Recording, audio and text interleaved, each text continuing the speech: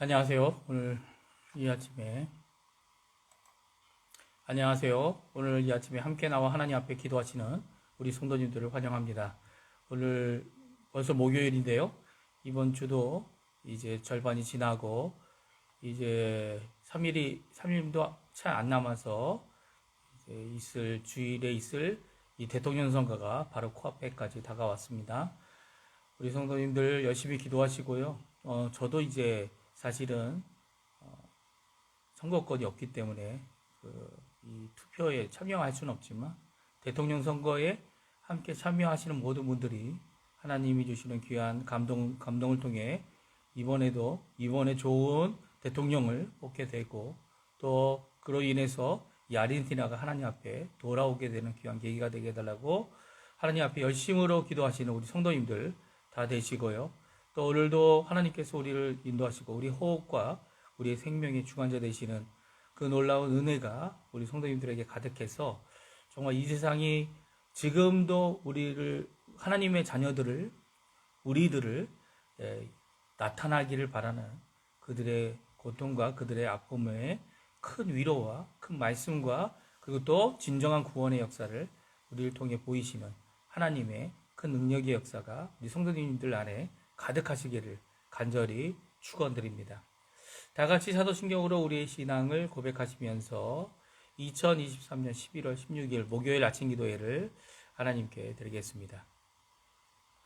전능하사 천지를 만드신 하나님 아버지를 내가 믿사오며 그 외아들 우리 주 예수 그리스도를 믿사오니 이는 성령으로 잉태하사 동정녀 마리아에게 나시고 본디오 빌라도에게 고난을 받으사 십자가에 못 박혀 죽으시고 장사한 지 사흘 만에 죽은 자 가운데서 다시 살아나시며 하늘에 오르사 전능하신 하나님 우편에 앉아 계시다가 저리어서 산 자와 죽은 자를 심판하러 오시리라. 성령을 믿사오며 거룩한 공예와 성도가 서로 교통하는 것과 죄를 사여 주시는 것과 몸이 다시 사는 것과 영원히 사는 것을 믿사옵나이다. 아멘. 같이 찬양 드리겠는데요. 지존하신 주님 보좌 앞에 찬양인데요. 예수님께서 주님 되심을 고백하고 예수는 그리스도라는 이 고백이 얼마나 큰 우리에게 능력이 되고 얼마나 큰 이 세상의 소망이 되어지는 것임을 드러내는 찬양입니다. 같이 하나님 앞에 찬양 드리겠습니다. 지존하신 주님 이름 앞에 지존하신 주님 이름 앞에 모두 무릎 꿇고 다 경배해 거룩하신 주님 보좌 앞에 엎드려 절하세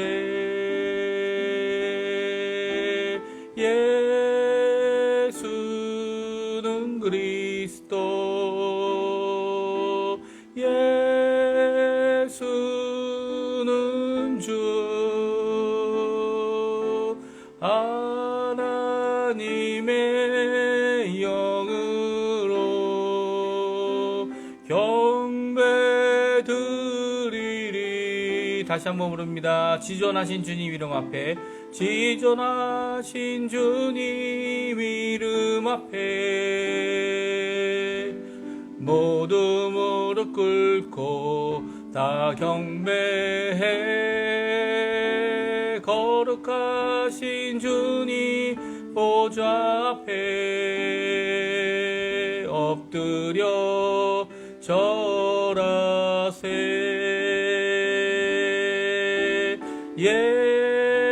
예수는 그리스도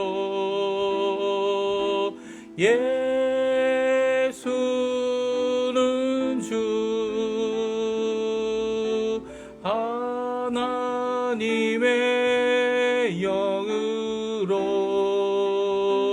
경배 드리리. 아멘. 오늘 이 아침에 같이 읽을 하나님의 말씀은 욥기 12장입니다. 욥기 12장 1절에서 마지막 절이 25절까지 말씀을 같이 읽겠습니다.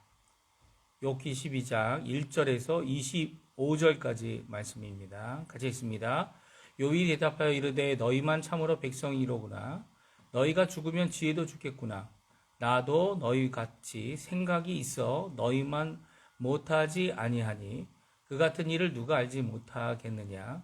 하나님께 불러 아뢰어 들으심을 입은 내가 이웃에게 웃음거리가 되었으니 의롭고 온전한 자가 조롱거리가 되었구나. 평안한 자의 마음은 재앙을 멸시하나 재앙이 실족하는 자를 기다리는구나. 강도의 장막은 형통하고 하나님을 진노하게 하는 자는 평안하니 하나님이 그의 손에 후히 주심이니라. 이제 모든 짐승에게 물어보라. 그것들이 내게 가르치리라. 공중의 새에게 물어보라. 그것들이 또한 내게 말하리라. 땅에게 말하라. 내게 가르치리라.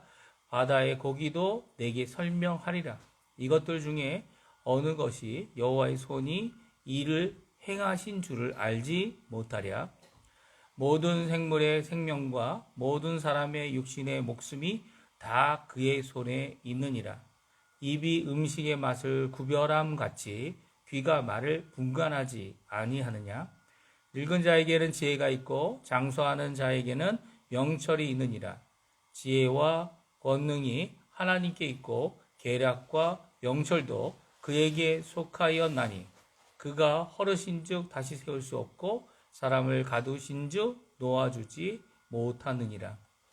그가 물을 막으신즉 곧 마르고 물을 보내신즉 곧 땅을 뒤집다니 능력과 지혜가 그에게 있고 속은 자와 속이는 자가 다 그에게 속하였으므로 모사를 벌거벗겨 끌어가시며 재판장을 어리석은 자가 되게 하시며 왕들이 맨 것을 풀어 그들의 허리를 동이시며 제사장들을 벌거벗겨 끌어가시고 권력이 있는 자를 넘어뜨리시며 충성된 사람의 말을 물리치시며 늙은 자의 판단을 빼앗으시며 귀인들에게 멸시를 쏟으시며 강한 자의 띠를 푸시며 어두운 가운데서 은밀한 것을 드러내시며 죽음의 그늘을 광명한 대로 나오게 하시며 민족들을 커지게도 하시고 다시 멸하기도 하시며 민족들을 널리 퍼지게도 하시고 다시 끌려가게도 하시며 만민의 우두머리들의 총명을 빼앗으시고 그들을 길 없는 거친 들에서 방황하게 하시며 빛이 깜깜한 데를 더듬게 하시며 취한 사람같이 비틀거리게 하시느니라. 아멘. 오늘 이 아침에 함께 나와 하나님의 지혜 그리고 하나님의 섭리 가운데 오늘도 하나님께 열심을 품고 하나님의 열심 안에서 오늘도 하나님께 간절히 간구하시는 오늘 이 욥이 말한 것처럼 하나님께 간구하고 하나님께서 들어 응답해 주시는 귀한 은혜의 역사가 우리 욥에게 있었던 것처럼 또 우리 성도님들에게 가득하시기를 간절히 축원드립니다. 저희가 계속해서 욥기 말씀을 읽고 있는데요. 오늘은 욥기 12장 말씀을 읽었습니다.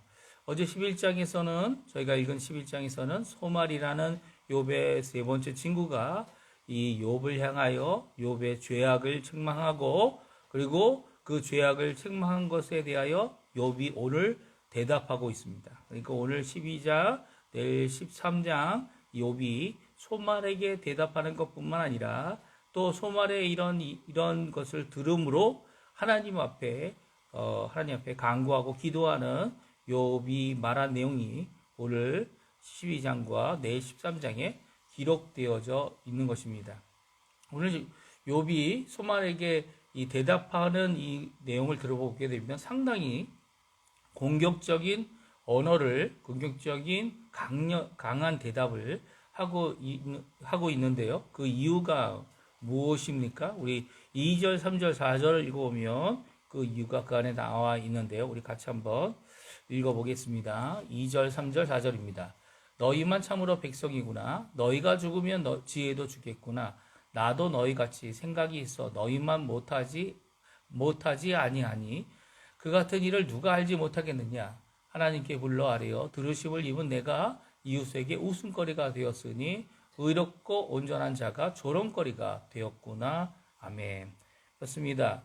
이 욥이 이렇게 소말에게, 그거 나머지 세 친구에게 이렇게 좀 이 강하게 말하는 투 같아 보이는 이유는 이제 주어를, 그리고 목적어를 너희라는 2인칭 인칭 대명사를 쓰고 있기 때문입니다. 그래서 너희만 참 백성이고 너희가 죽으면 지혜도 죽겠구나 라고 이렇게 말을 하고 있지요. 이렇게 말하고 있는 이유는 이 친구들을 통해서, 아니면 이 친구들과 같이 이 욥에 대하여 자신의 지혜로 판단하고 하나님의 뜻이 아닌, 그러니까 다시 말해서 일반적인 세상에 얘기하는 고통의 이유는 죄 때문이다. 그리고 고통의 이유가 그 죄 때문이기 때문에 죄악을 해결해야 된다. 그러니까 욥이 지금 당하고 있는 고통은 믿음의 시련이 아닌 죄악 때문이다. 그가 갖고 있는 죄악 때문이다. 라고 말하면서 이 이웃들에게 웃음거리가 되고 또 이웃들에게 조롱거리가 되었다는 겁니다. 그런데 욥이 자신을 가리켜 무엇이라고 표현하고 있습니까? 너희들이 말하고 있는 그 지혜, 너희들이 말하고 있는 그 생각, 그것을 모를 사람이 없다라고 말하면서 자신을 가리켜 온전하고 의롭다라는 표현을 쓰기도 했지만 하나님께 불러 아뢰일 뿐만 아니라 또 하나님께서 응답해 주심을 받은 사람이다라고 4절에 분명히 말하고 있죠. 특별히 5절부터는요, 7절부터는 이 선악에 속한 일에 대하여, 특별히 이 하나님 앞에 고난을 받는다는 그 의미가 단지 죄악으로 인한 결과가 아니라 오히려 죄를 갖고 있을 때에 하나님을 모르고 하나님 앞에 살아가는 자들이 오히려 평안함을 갖고 오히려 하나님 앞에 많은 어려움을 겪지 않고 더 잘 돼 보이는 이유가 있다라고 말하고 있는데요.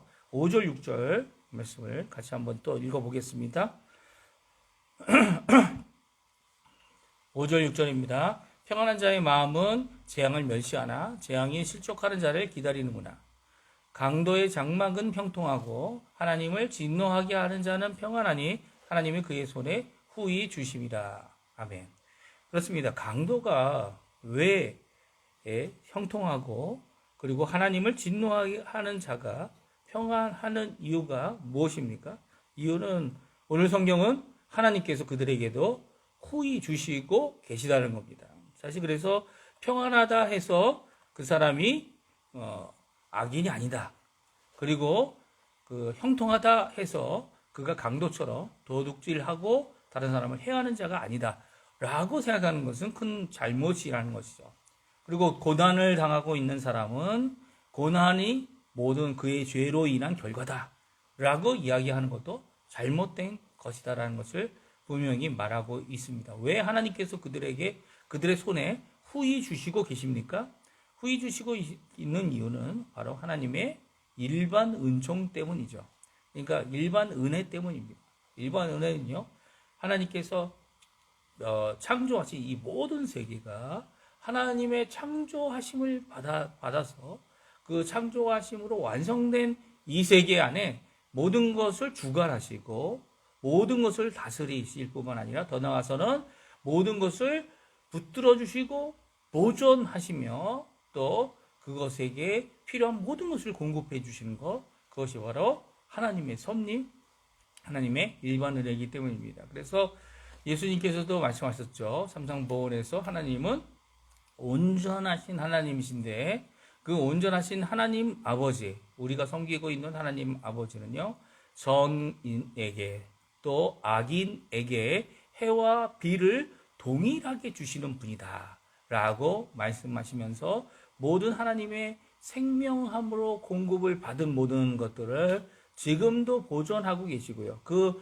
일반 은혜를 통해 성령 하나님께서, 그것도 성령 하나님께서 모든 것들을 생명 안에 살아갈 수 있도록 그 작정하신 뜻대로 살아가도록 하고 있는 것입니다. 이것은요, 구원과 관련은 없는 것이죠. 그래서 오늘 본문에 보게 되면 모든 피조물들이 하나님께로부터 창조되었으며 또 창조하신 하나님을 다 알고 있고 또 그것들이 우리에게 그것을 설명해 주고 또 가르쳐 준다라고 말씀해 주고 있습니다. 그러니까 창조주 되시는 하나님께서는요, 모든 피조물들의 생명과 그리고 그들의 죽음까지 모든 필요한 것을 공급해 주시며 그 모든 것을 결정하시고, 하나님께서 허락하지 않으면 어떻게 해요?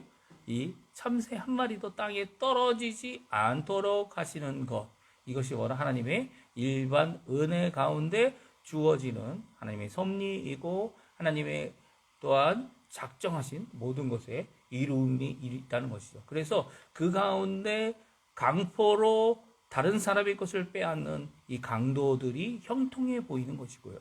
그 가운데 진노 아래 있음에도 불구하고 그들이 정말 지옥에 아직 지옥 같은 이 세상을 사는 것이 아니라 그 가운데 하나님의 놀라운 은혜가 있어서 평안함을 갖는 것 같이 보여진다 말하고 있습니다. 그러나 이렇게 하나님의 진노 가운데 있는 자들은 언제 하나님 앞에 심판을 받습니까?